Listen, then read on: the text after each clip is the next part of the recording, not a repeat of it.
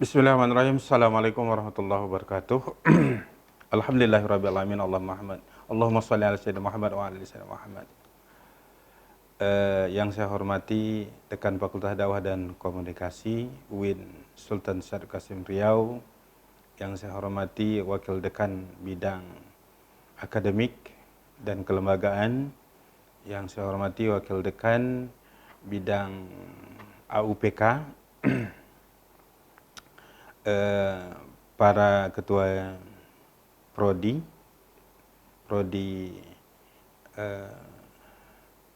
pengembangan masyarakat Islam, ketua prodi manajemen dakwah, ketua prodi bimbingan dan konseling Islam, dan ketua prodi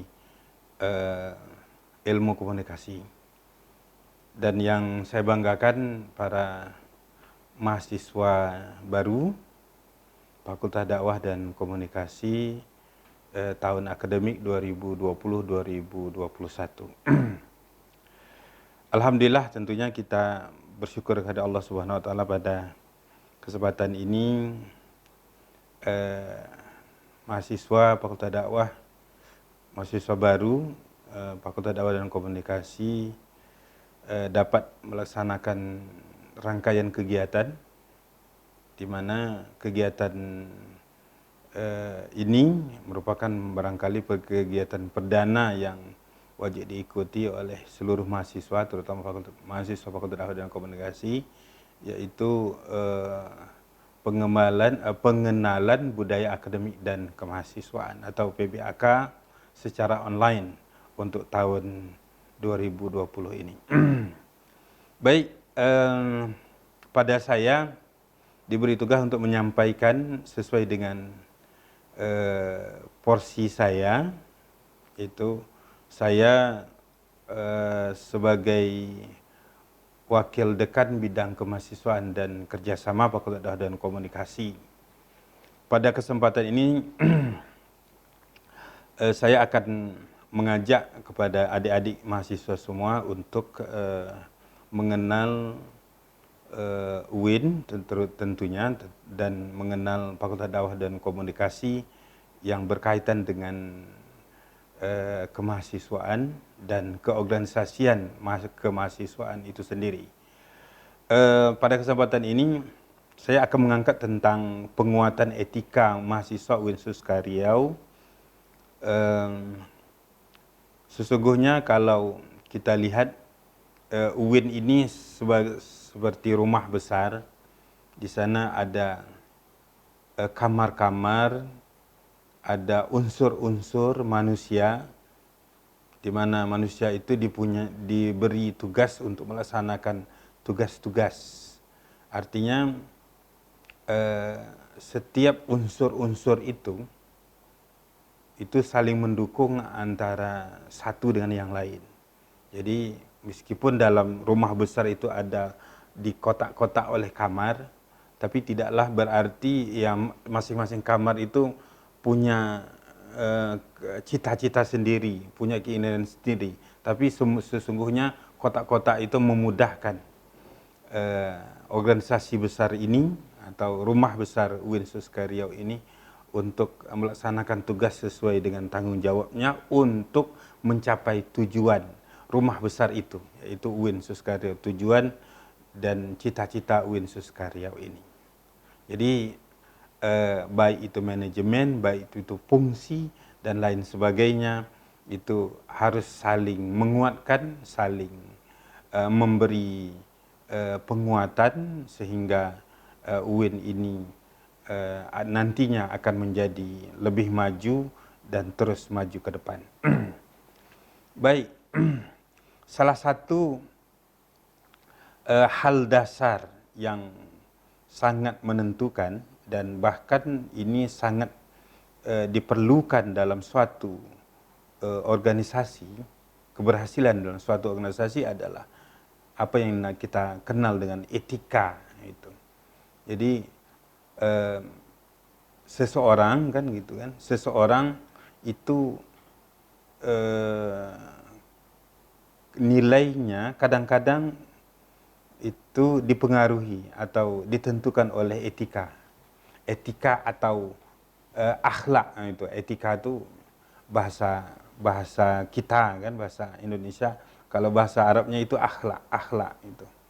Jadi se sedalam apapun ilmu, sebanyak apapun ilmu seseorang, kalau dia tidak beretika atau tidak berakhlak, itu tidak ada gunanya. Oleh sebab itu kata orang tua-tua gitu, silakan berkarya dengan ilmu, tapi hiduplah dengan akhlak atau hiduplah dengan etika.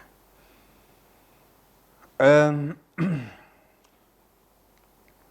Kaitannya etika dengan kehidupan berorganisasi, yaitu rumah besar UIN kita ini, itu sangat diperlukan. Bahwasanya kalau misalnya salah satu unsur yang ada di dalam organisasi UIN ini, seperti mahasiswa misalnya, mahasiswa tidak beretika, tidak berakhlak, ini nanti akan menjadi penyakit, menjadi penyakit yang dapat misalnya menjadi penghambat kalau UIN ini akan mau menjadi besar, gitu. Artinya ya semua kita gitu, baik itu semua unsur pimpinan, semua dosen, semua pegawai, juga mahasiswa, hendaklah beretika atau berakhlak yang baik itu. Kaitannya dengan ini kan saya menginginkan ya sesungguhnya mahasiswa UIN kan itu, terutama adik-adik mahasiswa baru ini harus betul-betul memperhatikan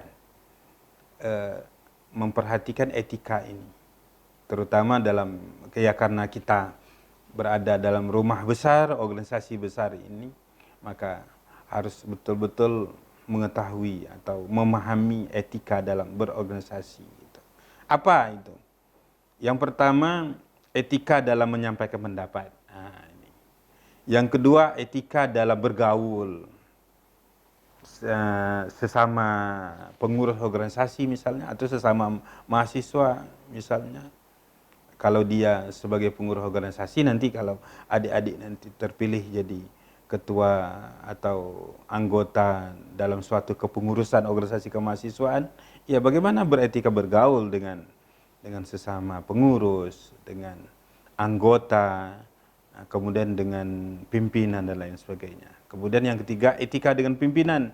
Kemudian yang keempat, etika mahasiswa di dalam maupun di luar kampus. Ini yang akan kita bahas satu-satu. Yang pertama, etika dalam berpendapat. Ya tentu kalian sudah mengenal barangkali bagaimana harus berpendapat. Ya, etika dalam berpendapat, etika dalam berpendapat atau memberi argumentasi itu sebaiknya disampaikan dengan cara yang sopan. Ya. Artinya ya kalau kita biasanya dengan menunjuk tangan atau dengan kemudian ketika diberi kesempatan memulai dengan kalimat yang baik, dengan salam dan lain sebagainya. Nah, itu. Kemudian yang kedua, mengetahui kapasitas pengetahuan orang. Ya, ya tentunya ini harus diterapkan istilah dalam agama itu khotibu, itu sampaikanlah sesuatu pesan itu biqadri ukulihim. Nah, sampaikanlah sesuatu sesuai dengan kapasitas audiens. Kalau kita bicara di depan audiens misalnya, kalau kita bicara dengan orang selevel kita, bagaimana ya sesuaikan gitu. Bagaimana kalau kita bicara dengan orang di atas kita, jadi bahasa apa yang harus kita pakai, gerak-gerik yang bagaimana yang harus kita tonjolkan. Kemudian memiliki dasar argumentasi, ini kalau kita berpendapat, kemudian tidak memotong pembicaraan lawan bicara, Ini. Jadi tidak boleh ketika si A atau siapapun yang berbicara, kita tidak boleh memotong pembicaraan itu. Kita suruh, kita kasih kesempatan dia berbicara, dah selesai baru kita menanggapi misalnya, atau kita membantah atau menggugat dan lain sebagainya setelah kesempatan itu diberikan kepada orang. Dan yang nanti ketika kita bicara, kita kan nanti begitu juga, kita diberi kesempatan untuk berbicara. Kemudian tidak menyerang pribadi lawan bicara, ini etika yang pertama. Kemudian etika yang kedua, etika dalam bergaul. Bagaimana harus diterapkan dalam bergaul? Pertama, ya bersopan santun dan ramah tamah dalam bergaul. Ya kan, artinya ketika bergaul dengan orang yang lebih tua di kita, ya kita harus membungkukkan apa gitu. Kalau kita lewat di depan orang, kita ucapkan salam. Kalau misalnya bertemu dengan dosen, dengan orang-orang yang tua dengan kita, ya kalau kita kenal ya kita salam ya. Kalau bisa cium tangan kan gitu. Ya kalau untuk masa COVID-19 ini barangkali kalau tidak bisa salam, berarti kita cukup menandai kalau kita menghormati mereka seperti itu. Kemudian perhatian terhadap orang lain. Ya ketika dalam bergaul, ketika orang berbicara, kita harus perhatikan orang yang bicara itu. Jangan orang kadang-kadang mahasiswa kan kadang kita menjelaskan atau kita berbicara dengan dia, lihatnya entah kemana-mana gitu. Artinya tidak memperhatikan, itu bukan menunjukkan etika dalam bergaul. Kemudian mampu menjaga perasaan orang ya ketika berbicara ya harus ya bagaimana kita tidak nyaman apapun kita dengan orang, atau barangkali kita tidak suka dengan orang, jangan sampai dinampakkan di depan dia kalau kita tidak suka dengan mereka. Kemudian toleransi dan ingin membantu, kemudian mampu mengendalikan emosi dalam bergaul. Kemudian pandai menempati diri kan gitu. Pandai menempatkan diri. Kita lihat kondisi, yaitu tadi ya bagaimana sikap kita menghadapi kalau kita bergaul dengan sesama teman, dengan orang yang di atas kita, dengan orang yang lebih tua dengan kita, dan bahkan ya bagaimana sikap kita bicara dengan pemimpin kita. Ini diperhatikan. Yang ketiga, etika dalam memimpin. Ya, etika dengan pimpinan, maksud saya. Etika dengan pimpinan yang ketiga. Ya kita ketika dalam kondisi yang formal, kita harus bicara pakai bahasa yang formal. Ya, ketika kita misalnya menghadap Pak Dekan misalnya kan, ya kita bicaranya ya pakai bahasa yang mudah dimengerti, ya formal dan sopan gitu. Pastikan intonasi suara itu jelas, artinya jangan dengan suara yang membentak-bentak, suara besar dan lain sebagainya. Kemudian fokus pada saat melakukan pembicaraan. Jadi kalau kalian nanti misalnya bicara di depan dosen, sampaikan gitu, fokuskan pembicaraan itu dengan situasi. Kalau misalnya pada saat itu sedang diskusi, ya kita harus fokus pembicaraan tentang diskusi itu. Kalau misalnya situasi yang formal, ya berarti bicara hal-hal yang formal. Kemudian hindari menggurui. Ini dengan pemimpin, jangan sampai kalian mahasiswa itu kadang-kadang kesannya dia lebih tahu pula kan, lebih mengetahui suatu persoalan daripada dosennya atau daripada pimpinannya. Padahal kan gitu. Padahal pimpinan itu, terutama apalagi pimpinan sudah profesor kan, itu ilmu itu sudah banyak gitu. Pasti mereka lebih tahu daripada mahasiswa. Itu jangan hindari dari kesan menggurui. Kemudian hindari ekspresi-ekspresi tertentu. Ya kalau mau sampaikan, tapi jangan sampai terlalu jangan sampai menyampaikan dengan nada yang agak emosional. Sadar posisi ya, mahasiswa ya mahasiswa, ya pimpinan seperti itu. Mengendalikan emosi, kemudian menjaga sikap. Kemudian yang keempat, nah ini yang keempat itu etika mahasiswa, ya, etika mahasiswa di dalam dan di luar kampus, ya. Jadi sesungguhnya kita UIN itu punya buku kode etik mahasiswa, kita sudah diatur itu semua. Nah itu bukunya nanti pasti akan dibagikan dengan mahasiswa baru, tapi setelah mahasiswa baru berada di kampus, ya, bukunya itu isinya terdiri dari kode etik mahasiswa, kemudian peraturan dan tata tertib mahasiswa. Itu mengatur mahasiswa bagaimana mahasiswa harus bersikap, bagaimana mahasiswa bergaul dan lain sebagainya. Kemudian peraturan kode etik mahasiswa itu tadi ya jelas kan, sudah jelas tadi. Dan kemudian yang terakhir organisasi kemahasiswaan yang ada di UIN. Nah, jadi mahasiswa kita yang hampir 30 ribuan bahkan lebih 30 ribuan ini ada organisasinya. Organisasi itu namanya organisasi kemahasiswaan atau dikenal dengan Ormawa, mulai dari yang tinggi maupun yang terendah. Nah, sekarang apa organisasi itu ya? Kita dibagi atas dua struktur organisasi besar mahasiswa, tiga maksud saya, tiga. Yang pertama untuk universitas ada organisasinya, kemudian untuk fakultas ada organisasi kemahasiswaan, dan untuk prodi itu ada organisasi mahasiswanya. Kalau untuk universitas kita kenal dengan senat mahasiswa, SEMA gitu. Ini ada di universitas dan ada di fakultas.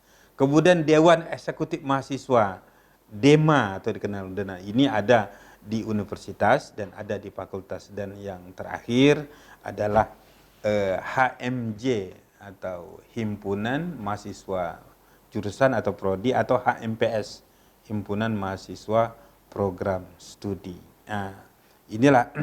Kemudian di bawahnya itu ada kegiatan-kegiatan unit-unit yang kita kenal macam UKM, namanya UKM, unit kegiatan mahasiswa, seperti sanggar, organisasi kerohanian, kemudian PMI, pramuka, organisasi bela diri dan lain sebagainya. Kemudian ada UKK, istilah UKK, unit kegiatan khusus, yaitu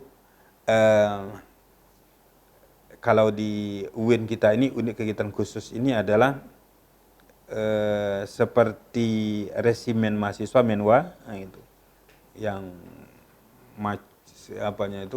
penampilannya pakai baju seperti tentara gitu kan. Jadi boleh kalian nanti kalau mau ikut boleh bergabung dengan mereka. Kemudian pramuka dan lain sebagainya.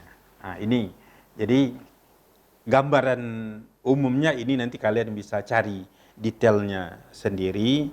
Dan silahkan nanti kalian menghubungi kakak-kakak kalian, terutama para aktivis mahasiswa, baik itu yang menjadi pengurus senat mahasiswa, Dewan Eksekutif Mahasiswa, pengurus HMPS, Himpunan Mahasiswa Program Studi, unit kegiatan mahasiswa, atau unit kegiatan khusus mahasiswa UIN Suska Riau. Itu saja secara umum gambaran. Nanti silahkan kita berdiskusi apa-apa yang ingin kalian perdalami.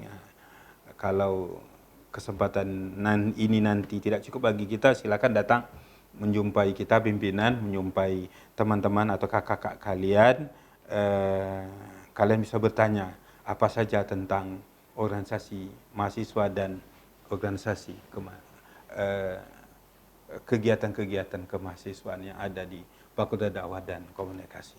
Demikian yang bisa saya sampaikan, kurang lebih mohon maaf. Wallahu muwaffiq ila aqwamit thoriq. Assalamualaikum warahmatullahi wabarakatuh.